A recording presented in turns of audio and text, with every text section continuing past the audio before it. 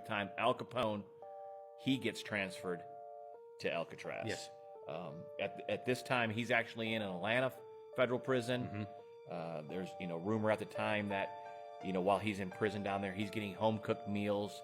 He wears tailored 3-piece suits. Yes, has all the comforts. He actually gets extra time every day on the tennis courts, things like that. There's many people that believe that he's still running Chicago crime, even though he's in prison. It's probably accurate as well. And again, it's that thought that if they're out there on the island, they don't have access as easily as they do when he's in a city. So in August of 1934, Al Capone, he's transferred out to Alcatraz.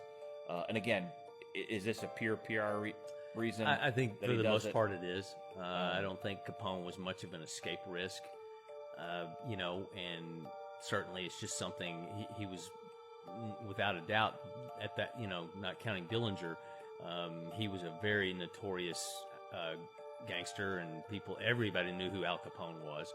And so probably sending him to Alcatraz the thought is, hey, this guy's the top of the heap as far as gangsters and criminals go, and guess what? He's on the rock. Alcatraz is also called the Rock, and so if we got Al Capone, we can get you.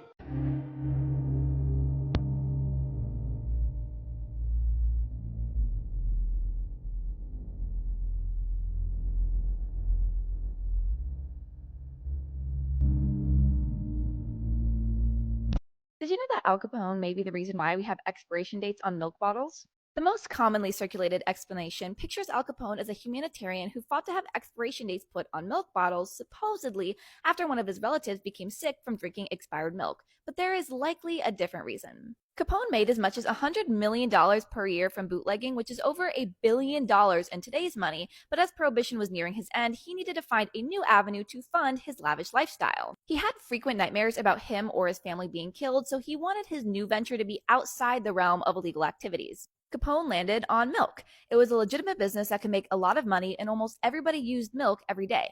Plus, the markup on milk was higher than that of alcohol. The cherry on top was that the Chicago outfit already controlled the bottling facilities for illegal alcohol distribution, which could be adapted for his new milk ventures. Capone set his sights on acquiring a milk processor, and it was believed that the stamping equipment was already under his control. So then he had the ability to effectively control the local milk market, especially with the expiration dates. So maybe he was adamant about expiration dates to protect the city's children from harm, or maybe he was just looking for a legitimate business venture that could fund his lifestyle after the end of Prohibition. This is the Green Mill, which was Al Capone's favorite speakeasy in Chicago.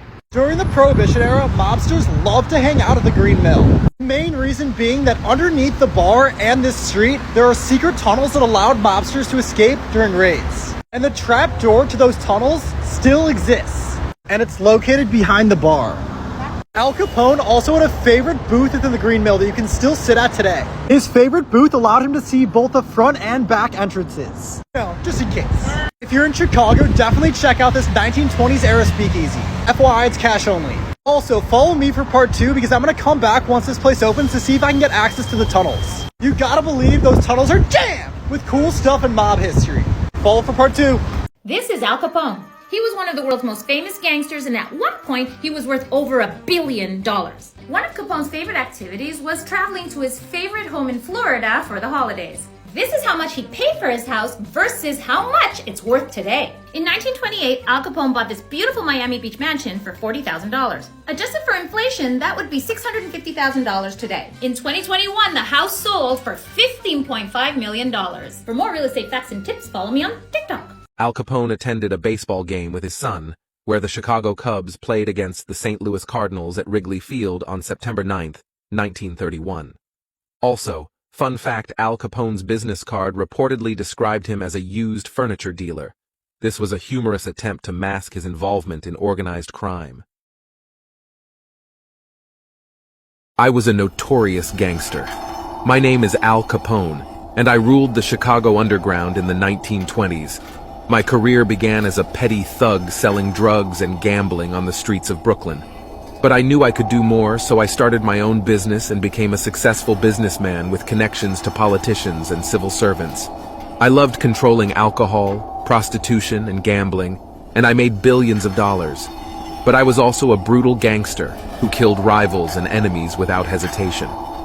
My name became famous because of the infamous Valentine's Day Massacre, where my men shot and killed 7 members of the Bay Gang in a parking garage. My power and influence made me one of the most notorious criminals in American history. But with great power came many enemies, and I was eventually convicted of tax evasion, distributing, and doing harm to the population. I spent 11 years in the famous prison on Alcatraz Island, but I was released early and settled in Miami to retire. I died on 1947 at the age of 48. I was consumed by a thirst for power and control, and I inflicted pain and suffering on countless innocent people. My story serves as a reminder of the dangers of unchecked ambition and the importance of valuing human life. It's a warning of the dangers of a life of crime and inspire us all to choose a path of honesty, integrity, and kindness. May the victims of my crimes rest in peace.